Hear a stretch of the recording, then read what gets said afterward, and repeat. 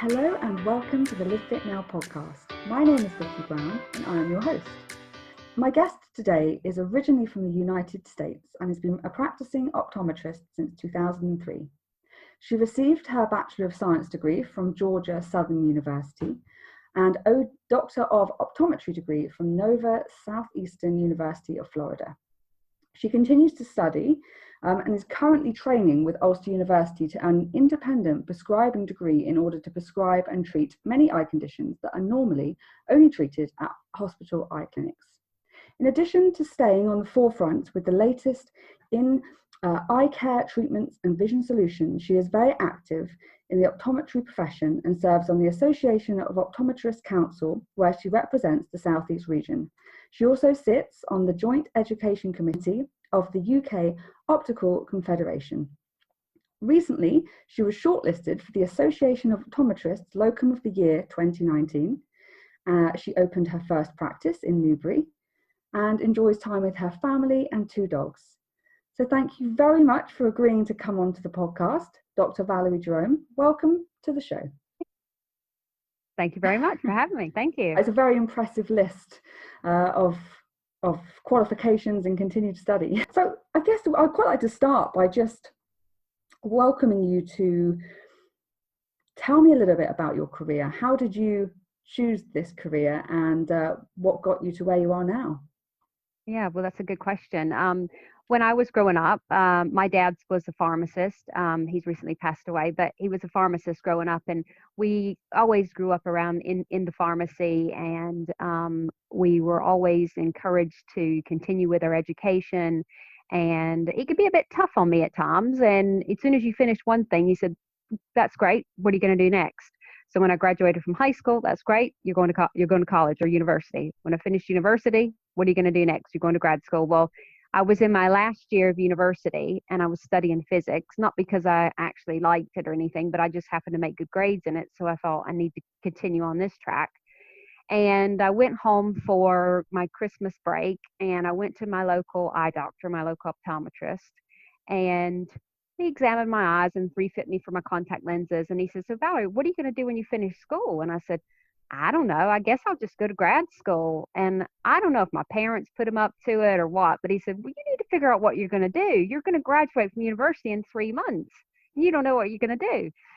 So I said, "Well, do you like what you do?" And he said, "Well, yeah, I do." He said, "Do you want to stick around and see some patients with me?" And so I did that day, and the rest was history. Yeah. So it was that encounter. And yeah, so it probably took me about a year and a half to get into optometry university, which is a graduate program. So it didn't happen straight away, but that's why I decided to do it.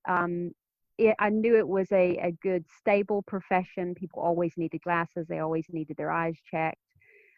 Never in a million years would I guess that I'd be sitting on my sofa here for the last month not seeing patients. So yeah, so that's why I chose to do it. I've always liked to help people. I either wanted to do something medically or possibly work with animals because I love animals. I grew up on a farm in Georgia.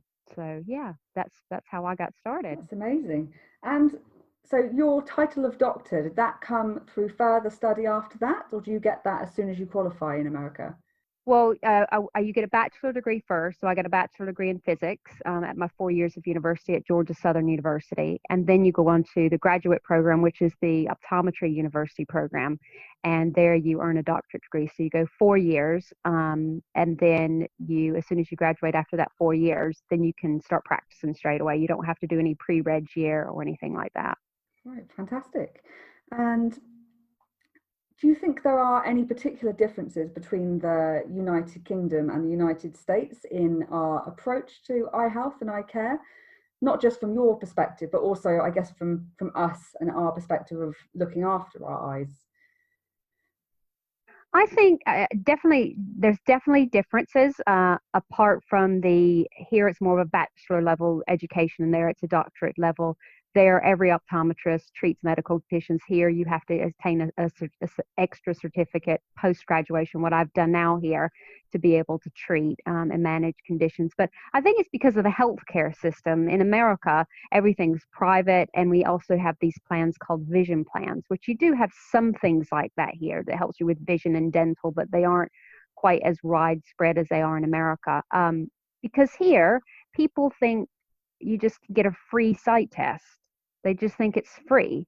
Well, it's not technically free. We have to apply to the National Health, fill out a form. The National Health actually pays us back, and they only pay us back probably about a third of what it costs to have someone sat in that chair for that time period. So I found when I moved to this country that I thought the glasses were a bit dearer than they are in America because the fees for professional services are lower. So no one's going to just see people for free.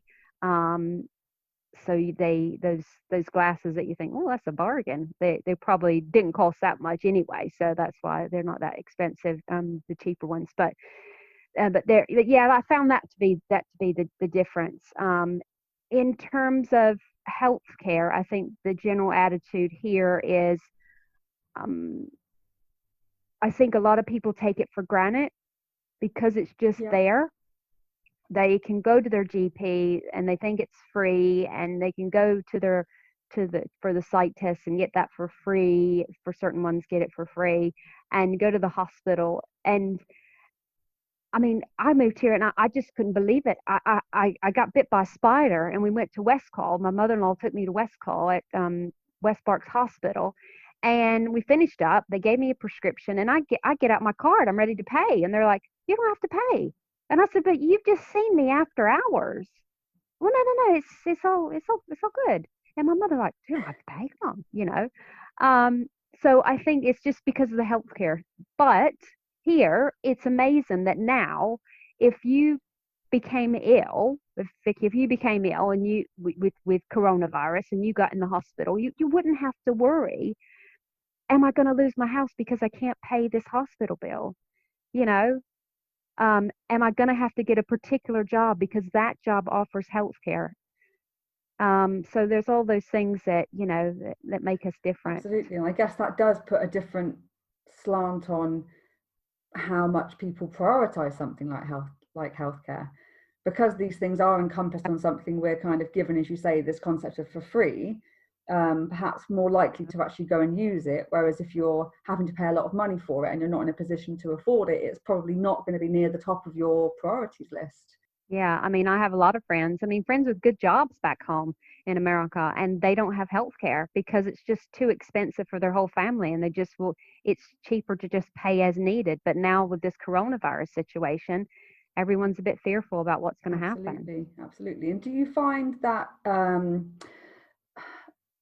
you find people generally come to you when they start having problems with their sight? So perhaps they're not seeing things as clearly, or is there a split between people that are just knowing they should have their eyes checked, having them checked, or they're really just waiting for something to go wrong? Is there an obvious split there, or?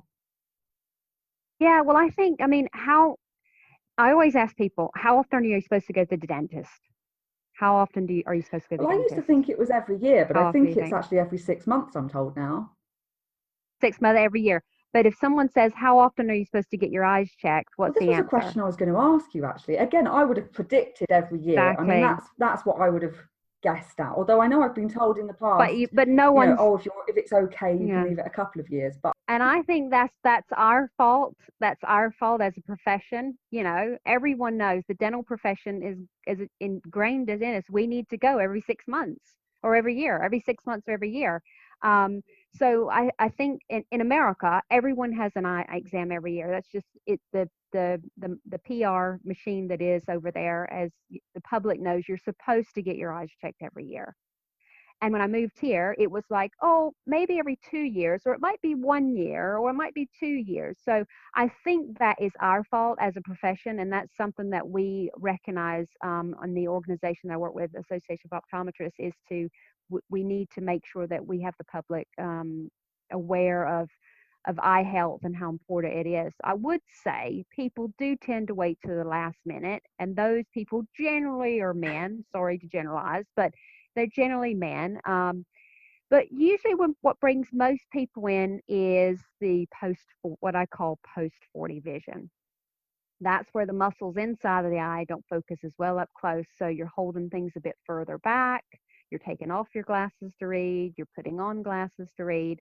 So if I haven't caught you at any point before then, usually after 40, I'll get to see you at some point. But there's so much that we can tell by looking at the eyes. A lot of people think, oh, you're just trying to sell me a pair of glasses. Well, I will honestly say, and this may actually hurt my bottom line, I don't recommend glasses to people that don't need them. I'll say it because that's a myth in the industry and probably is a truth at certain places, but I cannot ethically tell someone they need glasses. And a lot of the big guys, you'll find there's a lot of pressure on the optometrist and the people that work there to sell, but it's not something that I do, and I will never do it. So, like I said, it's probably going to affect my bottom line, yeah, people don't realize that the eyes are health, you know, we need to look at them from a health perspective, not just a vision perspective. The eyes are actually an extension of the brain. We can look in the eyes and we can actually see blood flowing through blood vessels. That's the only part we can do that in. We can look to see, I've seen cancers before, I've detected brain cancer before. Of course, you've got the other ones, you've got glaucoma, cataracts, all the ones that people know about, but you've also got diabetes, MS, um, sickle cell, all sorts of things that you can find, not just the common things like detached retina and cataracts that people hear about. So yeah, so it's just a health thing. You know, a lot of people don't realize that. They'll say, "Oh, I don't need my eyes checked. I don't need glasses." Well, you have eyes, and they're living, breathing things. Well, not breathing things, but they're living things. They need their health checked. Absolutely. I Yeah. mean, I'm sure a lot of people are often inspired, as you say, when their vision is starting to go. But I'm assuming you've probably had people through your door that don't necessarily have any problems with their vision, but you can then, all those things you've just listed off, you might see an issue within that person's eye or body that isn't necessarily affecting their vision. So they've not necessarily got any symptoms, but you can actually then Definitely. move it forward into treatment, etc., because you can see things that are going on that we can't see ourselves. Mm. And sometimes those things aren't physical things, but they can be emotional and psychological impacts on, like, say, a young child. You know, a parent brings the kid in, and you assess the situation and know that there's some kind of stress going on with this child that's causing them to do things like blink their eyes too much or say that they can't see when they really can see. So it's not just about the eyes. When someone comes, at least that's how I approach my work. I'm very holistic in my approach. So when I come in, I'm watching their body language, I'm watching their interaction with the parent or the husband's interaction with the wife, watching everything, because stress, and we're going through a really stressful time right now, can have a huge impact on everything, including our vision. So have you noticed people getting in touch with you in the last few weeks with any sort of extraordinary things that they haven't normally suffered with, but they've been suffering with the last couple of weeks because of lockdown? I think I think that's what I thought would happen, but I think the complete opposite is happening because of anxieties about what if there's something wrong and I have to go to hospital or I have to have an operation. There was a recent report that came out. I can't remember which hospital it was, but there was a report from an ophthalmology group, and it said that they've noticed a reduction in people coming in with complaints of retinal Right. detachments. And I thought, why would that be? But then I realized it's because people are afraid to go to hospital. I've been doing video consultations the last 2 weeks. I've started doing video consultations like this, and I've had to make referrals. And when I do make a referral, the anxiety gets very high for the patient and the patient's family, and understandably, that they may have to go to the hospital and see a consultant. So I think the opposite is true. I think a lot of times right now we're ignoring some things, and I think that's going to be very scary. I hope that people will still listen to their bodies and pay attention to their bodies. I know the national health is overwhelmed at the moment, but um, we have family that we're looking after. But if we don't look after ourselves, we can't look after anyone else. And that's what I tell people when they come in to see me. I've got an older lady or an older gentleman who doesn't want to have cataract surgery because they don't want to bother their spouse to take them to hospital or bother their child. But I say, if you can't see, how can you look after them? Absolutely. It's keeping people realizing that they are still empowered and they can still do things for themselves, and it's important not to ignore things even through a time like that we're experiencing at the moment. In fact, it's one of those times that it's very difficult because of such a blurred line to realize actually it's important not to ignore things, because things can escalate to something so much worse. Whereas if someone does have a slight issue and then perhaps books a consultation with you, you might then be able to suggest a remedy that at least can control it or perhaps completely reverse or improve something. You're taking that early action rather than just ignoring it until it escalates into something that's much more serious. Yeah, and that's why I've started to do the video consultations, is so that I can help relieve some of the strain on the consultants at the hospital. So other people that I've seen, I've been able to help them and assess the situation and save them phoning the consultant or save them going to the hospital. So in a way, it can say, and some people just like peace of mind, just to know that everything's okay. Absolutely. And is this a whole new concept for your industry to do things online, or is it? There's been a lot of talk probably in the last, I'd say probably the last 5 years, about AI and how is it going to impact optometry and the world of optics. We all know those you can get two glasses for $6.99 or whatever online, but we thought, now they're never going to replace actually coming in and seeing someone and dispensing the glasses and fitting the glasses. But now we're having to rethink everything. We're having to reinvent ourselves. We're having to figure out, how can we still serve patients? How can we still maintain a business? How can we still keep this active from home? I've chosen not to see any emergency appointments physically because I have a young family and I don't have the proper personal protective equipment. I feel if I were to order and buy it, I'm taking it from someone that probably Yeah, needs it more. So I've made the decision that well, obviously all routine appointments have ceased at the moment, but I've made the decision that all my emergency or any essential eye care or issues be handled over video or telephone consultation. Just because, again, going back to it, I can't look after anyone else until I look after myself. absolutely. Um, so, yeah, I can't remember what was I No, no, lost no, my train of. it's all good. I'll sort of move it on to the next thing that I would like to say, because I think it really goes on from what you've just said. What inspired you to start your business? Because I know you obviously I think you worked for some of the bigger companies in the past. What was it that made you take that step to, I want to do this how my way, your way as an independent? Well, I had my own practice in the States, and in the States for 4.5 years, I had my own practice, and all I did was examinations and medical eye treatment only. I never sold a pair of glasses or Oh, contact lenses. So to do this was quite different for me from a retail sort of aspect. But it was probably about 3 years ago. My little one's 4 now, so it's probably about 3 years ago. I came home and I was telling my husband about something at work, and I referred to the person that I saw as a customer. And in nearly 20 years of doing my work, I had never referred to a patient as a customer. And it made me feel yucky. It made me think, ooh. Um, so I thought something's got to change. I felt like I was on an assembly line. I felt like I was in a factory. I worked as a locum, so I got a day's rate. So I got the day's rate if I cared or if I didn't care. And my problem is that I can't give less than 100% of myself. But when I'm working next to other people who are giving less than 100% and they're making the same, if not more, and then the company is benefiting off my recommendations to a patient, and I'm still getting the same yeah, amount every day. I thought, no, people say, well, that was the most thorough eye exam I've ever had, or thank you for helping me with choose the best glasses. So when the time was right and we had a little extra money in the bank, I said, let's do it. You know, my husband and I, we said, let's do it. And it took us 2 years to actually find the perfect spot in Newbury. I wanted to find someplace that was affordable, in a good location.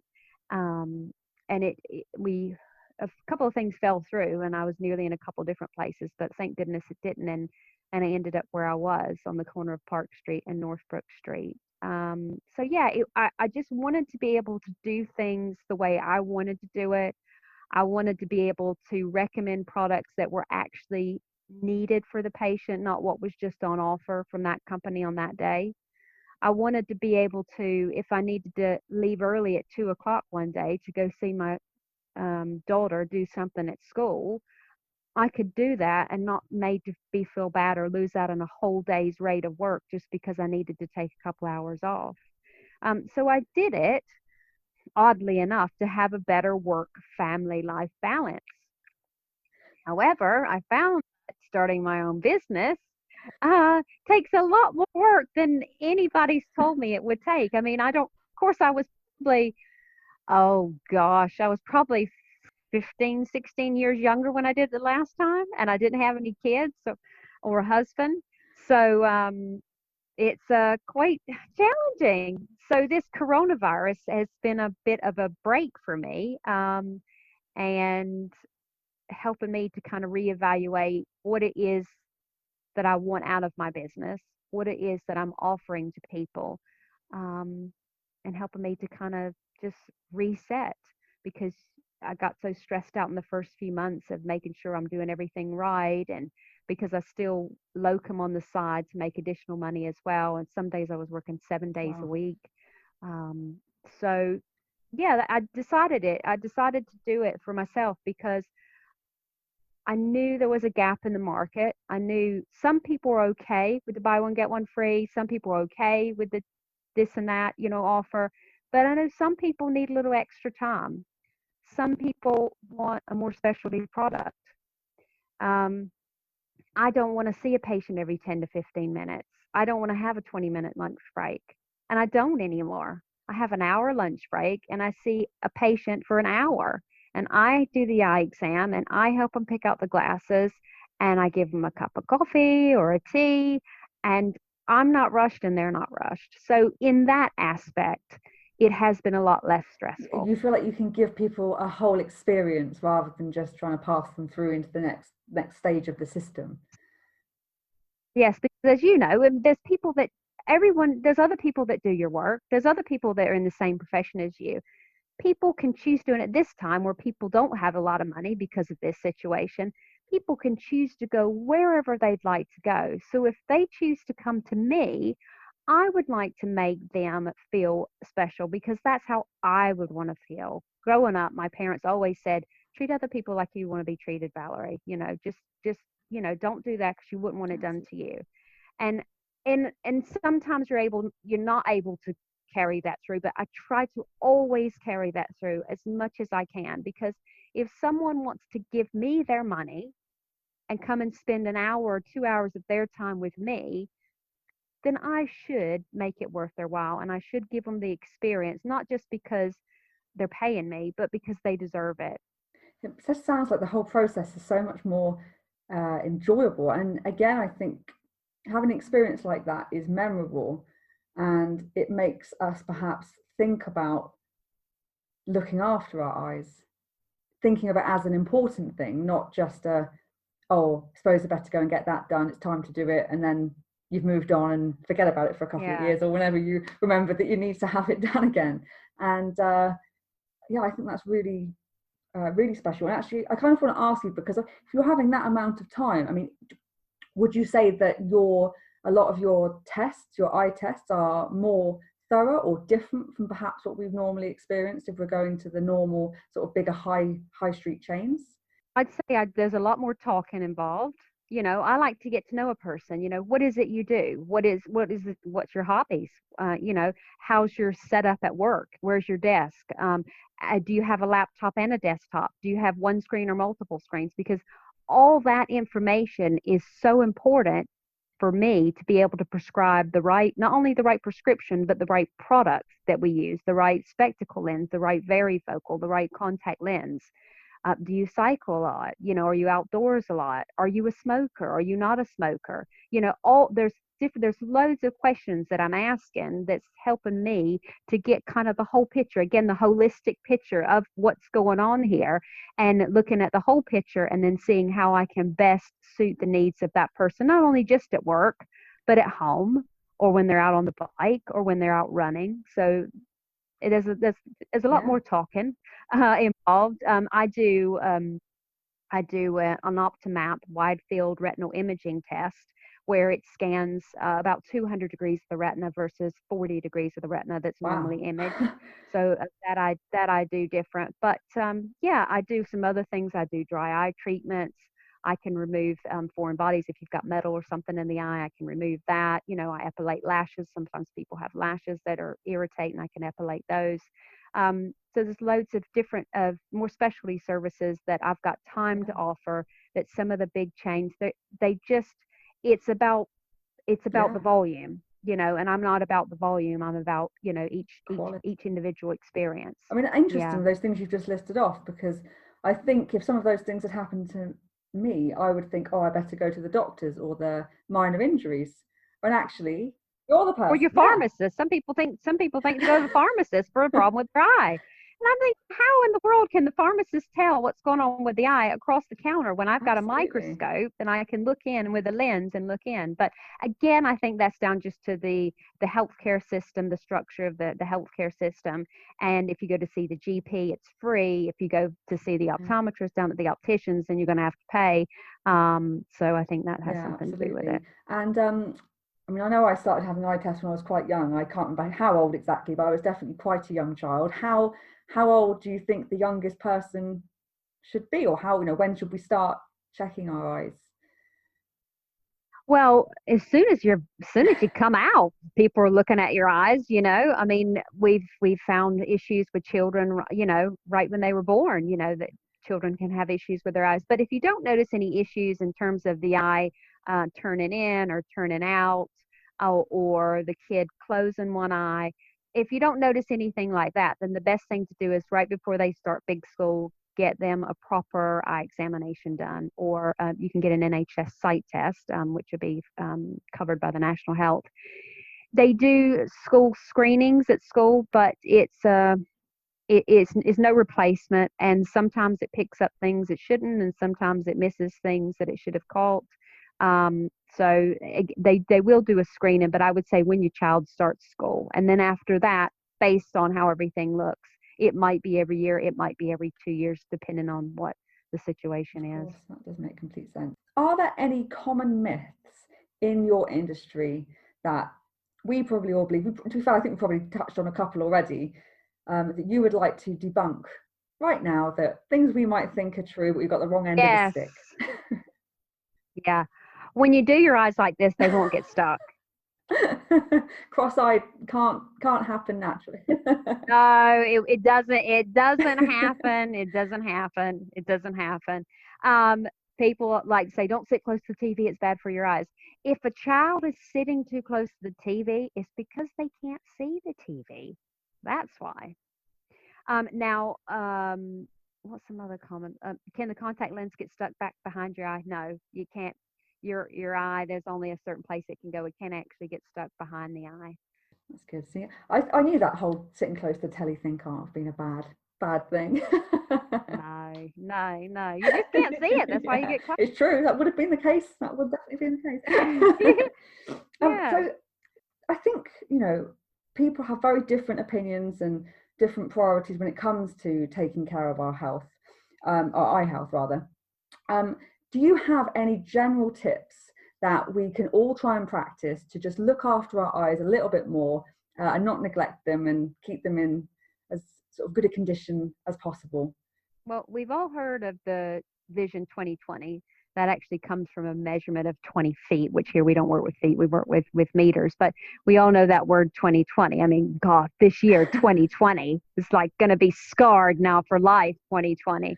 But there's this thing called a 20-20 rule. So after 20 minutes of doing close work, I'd like you to look 20 feet away for 20 seconds. Right. So well, roughly say after 20, 30 minutes, after half an hour, take what we call these 20-20 breaks just to relax the eyes. It's as if you were doing your press ups all the time, just take a break, hang on just a second, then go back to doing it.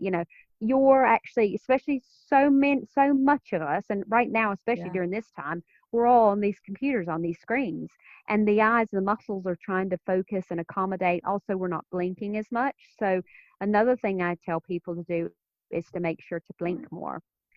Now, there's this blink and there's this blink, but neither one of those are what we want. What we want for a blink is you want to close your eyes and you want to give an internal squeeze, much like if somebody's going to hit you in the stomach, or for lack of a better analogy, pelvic floor exercises.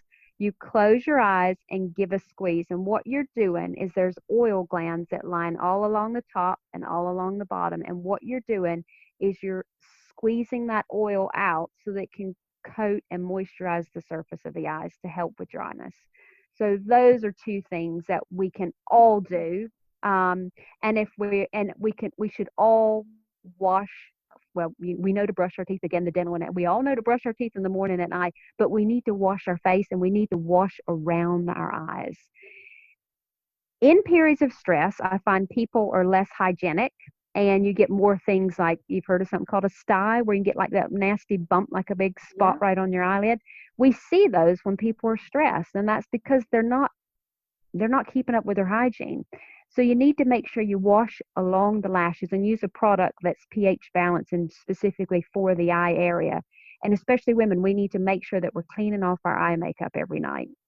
Interesting. So you do recommend actually using a product rather than either just water or I don't know, nothing. Yeah. Exactly. Because we don't just wash our hands with water. We wash with soap. We have a detergent. So you'll find a lot of eye products have a tea tree oil component to it, and that's really good at keeping everything nice and clean around the lashes. Provide that antibacterial. Do you think there are any big issues that are facing optometry in the future? I think we're in a big issue right now. We're in a big issue that we can't physically see our patients. We can't physically fit someone in a pair of glasses, which we have to take measurements of the eyes. We have to position it just right. With varifocal users, we have to measure where the eye sits in the frame, how the frame tilts on the face. We're not able to do any of that. So everything we know has been turned upside down. And so I think for our profession, as with a lot of professions right now, we need to learn to reinvent ourselves.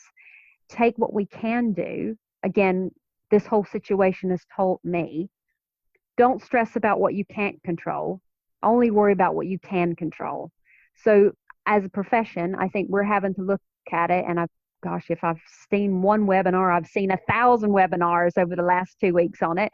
But we're just going to have to roll with the times and adapt. And one of the ways I've adapted is by offering video consultations. And it's something that I thought, it's never going to, but I have to think most of my interaction with a patient is talking, is actually looking at them from a distance and coming up with an assessment in my mind of what I think, a differential diagnosis. It could be this, this, or this, and what my plan might be for that person. I already have all that in my head before I've ever put the microscope in front of them. So I can do it. So I think that is an issue for our profession. And then the other big issue, and it's been a big issue for a long time, is the multiples versus the independents. So about 25 years ago, 80 to 85%, I believe, of all the opticians in this country were independent. Wow. And now it's changed. And what does that mean, and how does that impact all of us? Well, it does. There's independents like myself that, we are in the community. Money that you spend for us goes back into the local community versus the multiples. That doesn't happen. I mean, the multiples do give a lot, they've got more benefits, more big packages, all these things that little independents can't offer. But it's just like just everybody. I think it's sad to see what's happened to the high street. I mean, I've been here 10 years and I've noticed that even over 10 years, there's so many empty shops. And I think what this whole situation has shown us is how vulnerable we are as small business, and how much we need to help each other out, and how much we should support local small business, because if we don't, they'll be gone. And there's no loyalty a lot of times with the big companies, because they don't have time to care. They do care, they just don't have time to care. So I think that's definitely in our profession. I mean, right now we've got one of the big guys, and I call him a guy, I shouldn't call him a guy, but one of the big ones is pushing a lot of online sale, and whereas before, they didn't do it, and it's caused a lot of friction in the industry, and we feel like independents are getting left out by some of the professional organizations. But that's definitely an issue, which is probably like that for most everybody. Absolutely. I mean, and how do you think, you were saying how it's almost like some of the PR of your industry compared to, say, the dentistry industry, is that the general public, we don't necessarily have enough basic knowledge as to how often we have to get our eyes checked, how we can look after it better, how we can look after them better. How do you think your industry can best start improving this relationship so that we understand what we need to be doing, and where we need to be coming to make sure our eyes are staying healthy for life? Well, I think we need to get more involved in the local community. We need to raise awareness, in communities, not just go on, Good Morning Britain or whatever, but we need to do things like this. We need to speak to the local paper. We need to get kind of really speak up for ourselves. Absolutely, it makes sense. I kind of want to just kind of allow you to summarize some of the key points of, I'll sort of suggest for how often we should go and get them checked, what we should be getting checked, if there are any telltale signs that we should be jumping on and coming to see someone like you. Just sort of a 2 or 3 points that we need to bear in mind.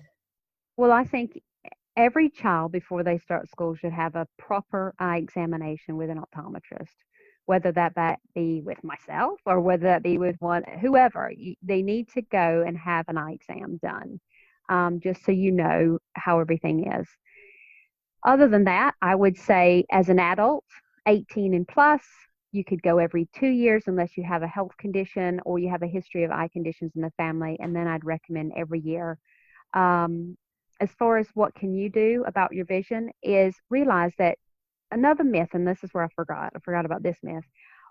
I've always heard this. They say, I'm not going to get glasses because once I start wearing glasses, I'm going to have to wear them all the time. Well, here's the thing. When you put on glasses and see clear, you're going to see clear. When you take them off, it's going to be blurry. It was blurry before, but you had nothing for your brain to compare it to. So don't worry about that. If you need glasses, you need them. If you don't, you don't. I always say that. But as far as taking care of your eyes, take care of your body. Watch what you put in your mouth, because what you put in your mouth affects so much stuff. Keep fit, because I mean, I've seen it before where people have lost sight because they snore. And why do they snore? Because they're overweight. And why are they overweight? Because they're not exercising, or maybe they're not eating the right thing. So everything that you do has an effect. Not just, it's not just about how you look or how you feel, but it affects the health of your eyes. So, watch what you eat. A big one is don't smoke.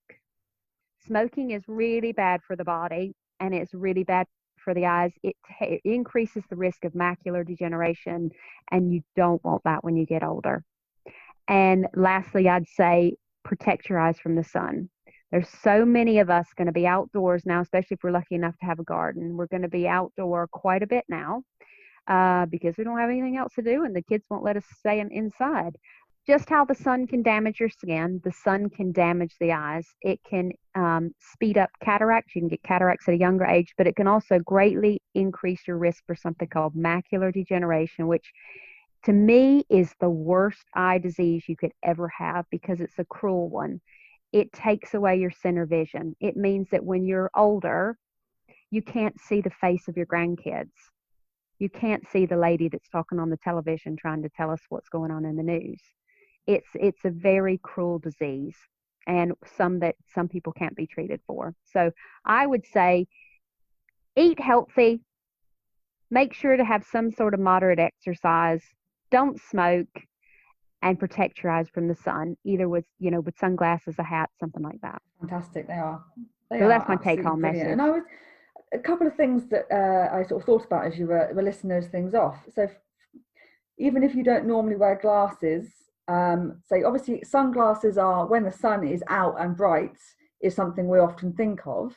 But would it be something to Yeah. recommend to wear a kind of UV protective glasses, even if it's not got a prescription in it?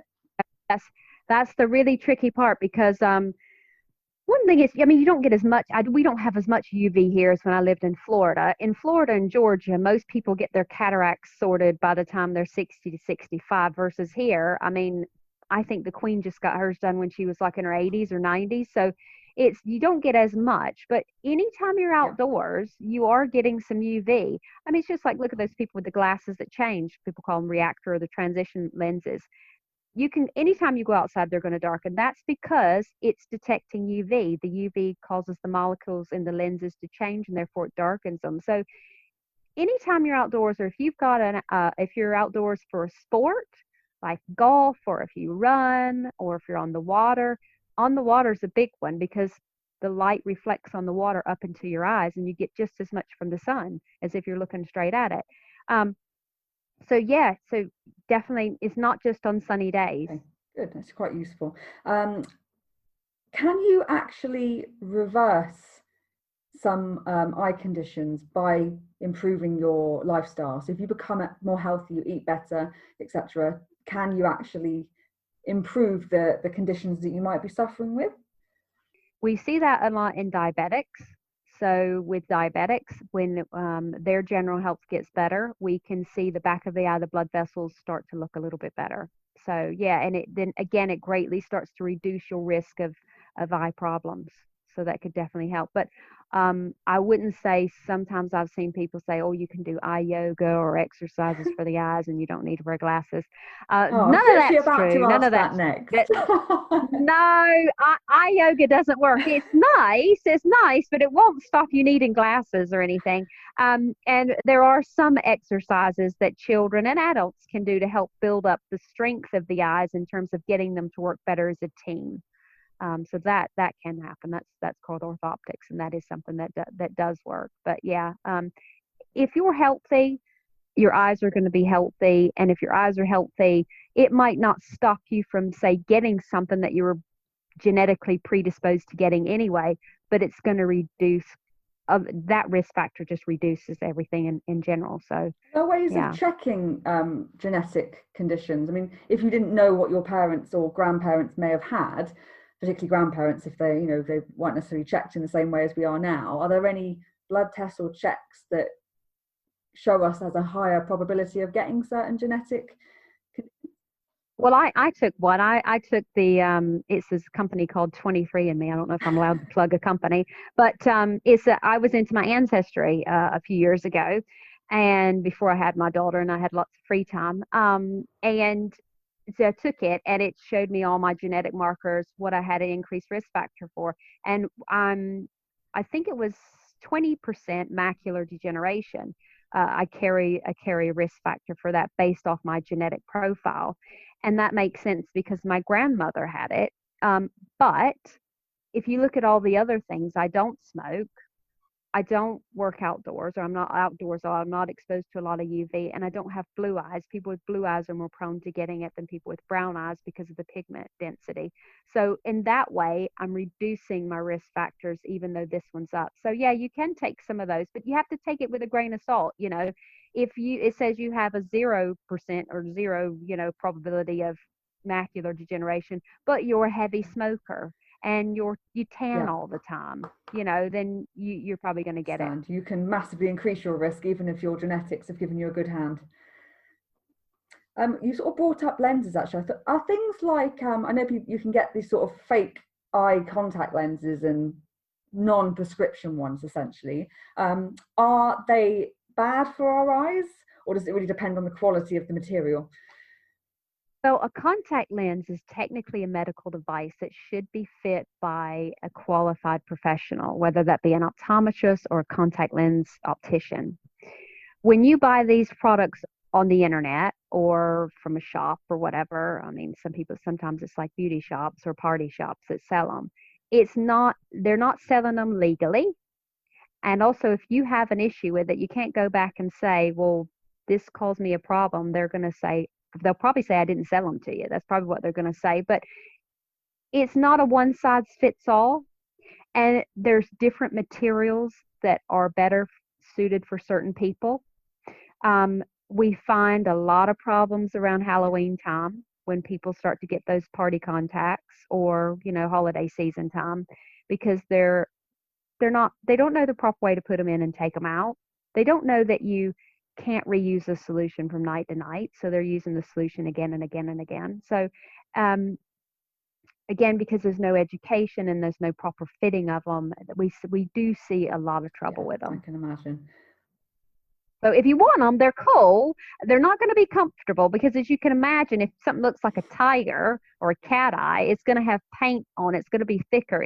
They're probably the most uncomfortable, dry, itchy contact lenses you could ever have. But if you have to have them, and some people have to have them for movies, there's people in the theater industry have to wear them, then they can be. But just see a qualified person and don't pick and choose off a menu. Say, oh, I used to wear this brand, but this brand should be good, and I'll just go ahead and get that because it's on offer on this website, because it's not a one size fits all. And I've seen people lose sight because of poorly fitted contact lenses. Wow, absolutely. That's fantastic. And one thing that I also thought of, water. How big a difference does how much water we do or do not consume have on the health of our eyes? Well, there's I do read conflicting. I read some conflicting reports on that. Some people say, oh yeah, this study will say definitely drink more water because it helps improve the eyes and be less dry. And some people say there's no link. Look, we're made out of a lot of water, so why not drink a lot of water? Absolutely.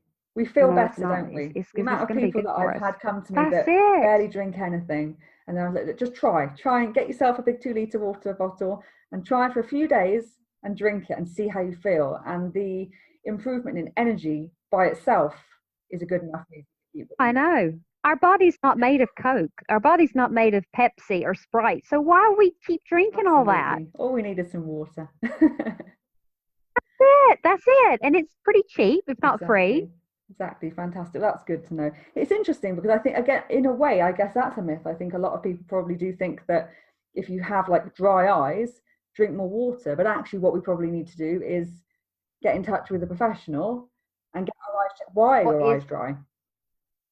Is it because of your medication? Is it because you're a woman? Because women are 3 times more likely to get it than men, to get dry eyes. Is it because of age? Is it because your makeup that you put on the inside of your eyelid is clogging the oil glands, and the oil glands can't help to produce the oil to coat and moisturize the eyes? So yeah, there's 2 different types of dry eyes. There's actually evaporative dry eye, where dry eye just the tears just tend to evaporate off the surface, and there's something called aqueous deficiency, which means that there's a deficiency in the water. So, there's actually a tear deficiency. So there's either a trouble with the quantity of the tears or the quality of tears. Quite interesting.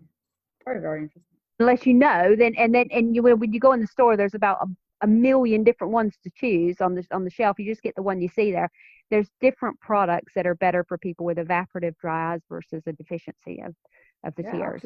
Perfect. It makes so much sense that we shouldn't put a broad brush over it, because I think we are all individual and unique, and we're all slightly different, and it applies to every aspect of our lives. But yet for some things, I think we kind of are quite accepting that we have to figure out what's right for us.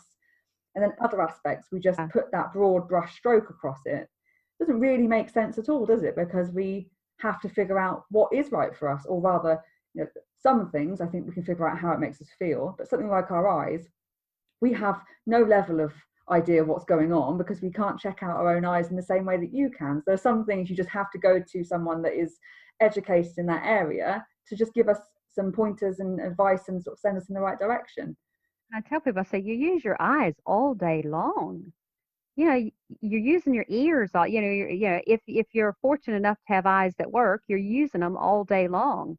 Why not make sure because what a lot of people don't realize is if you've got eye fatigue, it's going to affect your general fatigue. It's going to affect your efficiency with what you're doing. It's going to affect how you feel. Uh, we're all tired at the end of the day after a work day, especially on a screen, or we're not got the right posture. The eye fatigue is just going to add to the general Absolutely. fatigue. I personally experienced that. I wear my contact lenses all day. I'll get towards the end of the day, I'm like, I'm so tired. Like, I just need to take my contact lenses out. I take them out and I suddenly get a bit of a boost of energy, because actually it was my eyes that were making me even more tired. I just needed to take my lenses out because they've been in for too long. So just to have a little bit of a summary, if there was one thing that you could leave people with, one thought that you think we would all benefit from knowing, what would that one thing be? I would say, honestly, I would just say treat yourself like you treat other people, but remember to look after yourself, because if we don't look after ourselves, we can't look after anyone else. That's what this whole situation has taught me. I was so worried about my business and getting my patients right that I wasn't looking after myself. And if I'm not in a position to take care of other people, what am I doing? You know, what are we doing? We've got to look at it's there's a balance that we have to find between helping other people and helping ourselves, and realizing that helping ourselves in a way will actually benefit everyone else. Absolutely. You can't pour from an empty cup. And it's so true right now. Yeah, I mean, I heard I've been listening to like 2 or 3 webinars a day, but one guy said this, and I thought it's amazing. He said, when you're on the airplane, what do they say? They say secure your mask first before you secure someone else's. And I think sometimes we tend to worry about other things, or worry about the business versus us, and we need to realize that we need to look after us, get ourselves ready, so that we can do other things. And with the eyes, it's true. Take care of your eyes, check your vision so that you can make sure that you're seeing right and relaxed enough to complete that work assignment, so that it gets turned in on time, or so that it helps out your client. Absolutely. It makes so much sense. I can agree with you more. And whereabouts can our listeners find you? Where's the best place to get in touch if they've got any questions or would like to book a consultation? Well, right now, because of COVID, thanks to COVID-19, I'm not actually in the practice, but the practice is located at 49 Northbrook Street in Newbury, at the corner of Park Street and Northbrook Street. You can find me on a website at www.drvalariejerome.com. And my name is spelled a bit different. It's Valarie, and that's because my parents misspelled it at birth. You can also find me on Facebook and Instagram at Dr. Valarie Jerome, and you can find me on Twitter at VJ Optometrist. Or you could phone my mobile, and I'm all right to give my mobile out, and that's 07771 933 898. Fantastic. And I will pop a link to all of those things you've just mentioned in the show notes as well, so people can just click through if they want to follow you and get in touch. Well, thank you so much. It's been absolutely fascinating. I knew it would be. Thank you. Oh, Thanks for having me. It's my first podcast. It's exciting. It's a funny thing. It's something I've been thinking about for a while, and I was going to put it off, and I just thought, why not get started? We're all sat at home with more time, and I think it's such a great opportunity to share things and ideas and knowledge with people. And I think people are going to find this one really interesting. It's a brilliant idea. Thank you for having me. I'm really honored. And thank you for all the tips that you've shared with us. Thank you so much for listening to this episode. I hope you've enjoyed it as much as I have. I'd really appreciate it if you could take a moment to head over and subscribe to this podcast, and also rate, review and share it with your friends. It's going to be the best way to share and spread the message of the Live Fit Now podcast. Thank you very much. Until the next time.